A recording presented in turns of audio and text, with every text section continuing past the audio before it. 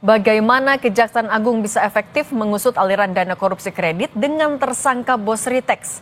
Kita berbincang dengan Yudi Purnomo, mantan penyidik KPK, dan Ahmad Sohroni, anggota Komisi 3 DPR RI fraksi Nasdem. Selamat petang semuanya. Selamat petang. Mas Yudi, sebagai mantan penyidik KPK, apa yang Anda tangkap dari adanya bank negara dan bank daerah memberikan pinjaman dengan angka yang besar kepada perusahaan yang justru sudah beresiko gagal bayar tinggi? Apa yang Anda bisa lihat di situ? Jadi Mbak, berdasarkan pengalaman saya menangani kasus-kasus terkait dengan perbankan ya, misalnya Bank Senturi, bahwa melihat kemarin konferensi pers dari Kejaksaan, saya melihat bahwa memang dari awal kasus ini itu sudah akan dikorup dari awal, Mbak. Kenapa? Karena suasana kebatinan di saat itu bahwa bagaimana asas dari perbankan yang prinsip kehati-hatian itu benar-benar tidak dijalankan. Yang paling mencolok adalah bagaimana skemanya adalah skema kredit tanpa agunan. Ya, padahal sudah jelas sekali bahwa ketika tanpa agunan itu harusnya predikatnya A.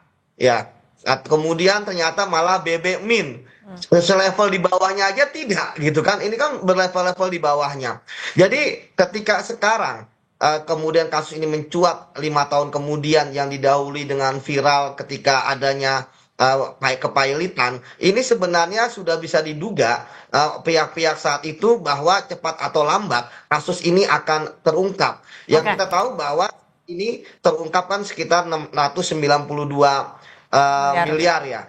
Nah, jadi menurut saya pihak-pihak yang terkait ini benar-benar harus bertanggung jawab. Kenapa? Karena kesepakatan di antara mereka inilah yang kemudian mengucur dana ke Sritex, dan ketika kemudian dana itu tidak dipergunakan untuk modal kerja dan dipergunakan untuk hal yang lain, misalnya membeli aset ataupun membayar hutang, itu sebenarnya adalah efeknya saja. Jadi Mbak, jadi ketiga orang ini yang sudah ditetapkan sebagai tersangka, mereka sudah merencanakan korupsi ini di tahun 2020 seperti itu. Jadi ketika mereka kemudian jadikan tersangka, menurut saya mereka seharusnya tidak terkejut atau tidak kaget gitu, Mbak.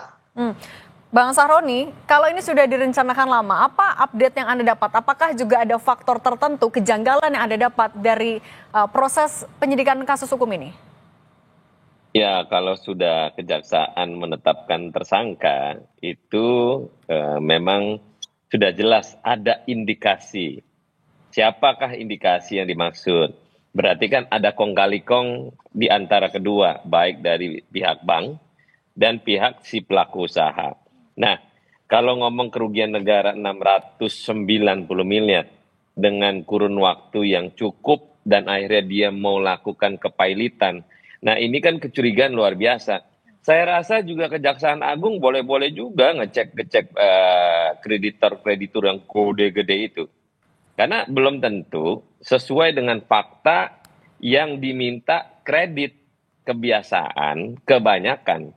Ada kong kali kong, ada yang benar, ada yang enggak. Dan kebanyakan juga banyak mafia perbankan, oknum perbankan yang melakukan kredit-kredit yang dianggap fiktif, yang dilolosin oleh pihak-pihak oknum dari bank tersebut. Nah, ini apresiasi cukup besar ya kepada Kejaksaan melihat dalam kondisi ini ada keanehan dan akhirnya terjadilah penangkapan yang kiranya dilakukan oleh Kejaksaan. Ini luar biasa. Oke, Mas Yudi, kalau tadi ada kong kali kong, tapi sebenarnya apa untungnya bagi sebuah bank memberikan pinjaman sebegitu besar bahkan tanpa jaminan? Apakah ada hal lain yang Anda lihat juga di belakang itu? Ya, tentu selain terkait dengan kinerja perbankan ya yang memang harus menyalurkan kredit dan memang ada target-targetnya. Namun saya melihat ya ketika mengalirkan dana sebanyak itu dan kemudian macet ya, artinya tentu ada unsur-unsur lain di luar ya perbankan yang kemudian akhirnya mereka berani untuk mengucurkan. Karena tadi saya sampaikan Mbak bahwa ketika ada orang yang bekerja di perbankan, kemudian dia sampai ke level direktur utama, walaupun dia adalah di bank daerah ataupun jadi direksi, tentu dia sudah melalui fit and proper test ya, sudah paham mengenai perbankan. Jadi ketika hal-hal yang sepele menurut saya, seperti misalnya kita tahu bahwa tahun 2020 ya laba PT Sritek mendapatkan laba sekitar 1,8 triliun, tapi kemudian langsung minus di 2021 15 triliun. Ini kan seperti make up gitu kan. Artinya Mas, tentu laporan keuangan ini seharusnya sudah bisa sangat-sangat dicurigai. Jadi saya menduga bahwa tentu bisa jadi akan banyak sekali pihak-pihak yang akan terseret ya nah, siapa dalam Mas kasus Yudi? ini. Kalau dari Pukat UGM bilang jangan-jangan ada sosok politis di belakangnya. Anda juga melihat itu? Ya, bisa jadi karena kan ya saat ini yang ditetapkan sebagai tersangka adalah pihak dari direktur dari bank daerah ya, baik direktur utama maupun direksinya ya. Kita lihat bahwa kan dalam sisi jabatan direksi, apakah kemudian atasan dari direktur bank ini terlibat atau tidak ya tentu akan kita lihat ke depannya. Tapi kalau saya melihat bahwa tentu bukti-bukti ini memang harus ditelusuri ya Mbak ya, karena bagi saya penyaluran kredit ini benar-benar sangat-sangat jelas unsur korupsinya dari awal sudah sangat-sangat direncanakan. Jadi sekali Oke, lagi bahwa saya sepakat bahwa memang harus ditelusuri siapa oke. saja yang ada tiga yang saya lihat Mbak dari awal prosesnya, kemudian penyalurannya dan ketiga kemana aliran dana ini mengalir. Jadi Oke, semuanya harus semuanya harus dibongkar dan ingat diusut. Nah, bahwa ini baru dua bank. oke. Nah, Bang Sahroni, lalu apa yang akan dilakukan oleh Komisi 3 untuk menjamin agar jaksa bisa membuka kasus ini secara transparan tanpa adanya intervensi ataupun juga kendala lain? Enggak, ini pasti dilakukan oleh Kejaksaan Agung, dan kebetulan Jaksa Agung sekarang ini lumayan rada-rada juga baik untuk Republik ini menindak tegas dengan apa yang terjadi para korupsi yang ada. Ini kan menarik. Udah tidak perlu intervensi, nggak perlu pengawasan, Jaksa Agung akan lakukan hal apa yang menjadi kerja-kerjanya yang dilakukan sekarang. Tapi dari Komisi 3 juga apakah sepakat kalau Pukat UGM bilang bisa jadi ada tokoh politik di belakangnya? Anda melihat itu juga? Kalau ngomong tokoh politik, mana ada sih yang nggak ada tokoh politik dalam Kalau area pengaruh yang kuat, Bang Sahroni? Mungkin pengaruh kuat ada, tapi kan pengaruh yang kuat yang tadi saya sampaikan, ada kong kali kong di situ. Ada aspek lain yang memungkinkan, coba kalau misalnya di Rut Seritek, kalau mau berani buka, ayo buka aja sekalian, siapa itu kong kali kongnya. So, Iya. untuk menjelaskan kepada publik bahwa memang ini benar ada kong kali kong, hasil akhirnya dia memberikan kredit segitu gedenya tanpa ada agunan. Itu nggak mungkin kalau nggak ada. Nah, Tapi sekarang kita pengen tahu. Nanti kita pengen pada saat rapat kerja dengan Jaksa Agung, kita pengen tahu bahwa yang bersangkutan untuk ditanyain siapakah backingan untuk meloloskan kredit 3,6 triliun tersebut. nah Mas Kalau dia Yudi. berani bongkar Oke. aja. Oke, lanjut dulu Bang Sahroni. Ya bongkar aja nggak apa-apa, itu lebih baik kok.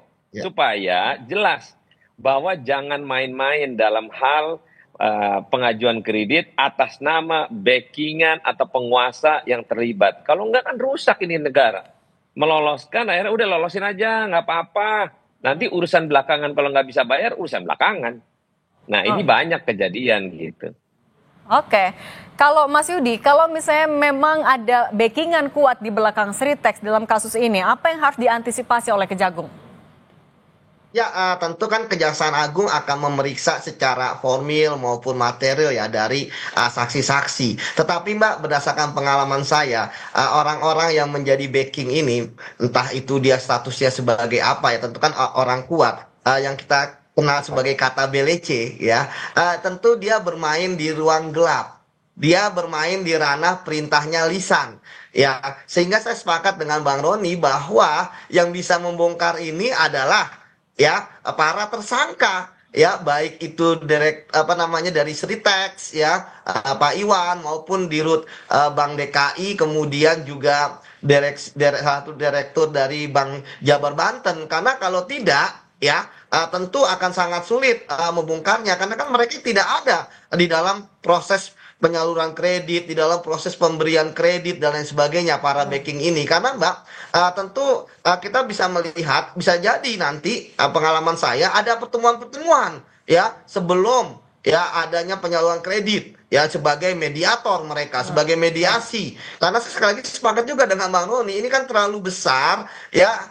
Mohon maaf bahwa ini kan jaminannya hanya mulut gitu ya, karena dia tanpa jaminan. Kita aja kalau kredit aja harus Oke, jaminan mobil, BPKB gitu kan, itu yang rendah. Tapi oke. ini ya sangat-sangat luar biasa. Jadi saya pikir Mbak bahwa kita berharap para tersangka ini mau menjadi justice kolaborator dan berani membuka. Walaupun ya saya melihat ya dari pengalaman saya biasanya akhirnya mereka pasang badan, akhirnya Oke. mereka artinya mereka ya udahlah kami aja yang kena seperti itu. Oke, pintu masuknya dari tersangka dan aliran dana. Mas Yudi Purnomo dan Bang Ahmad Saroni, terima kasih sudah berbagi bersama kami. Sehat selalu.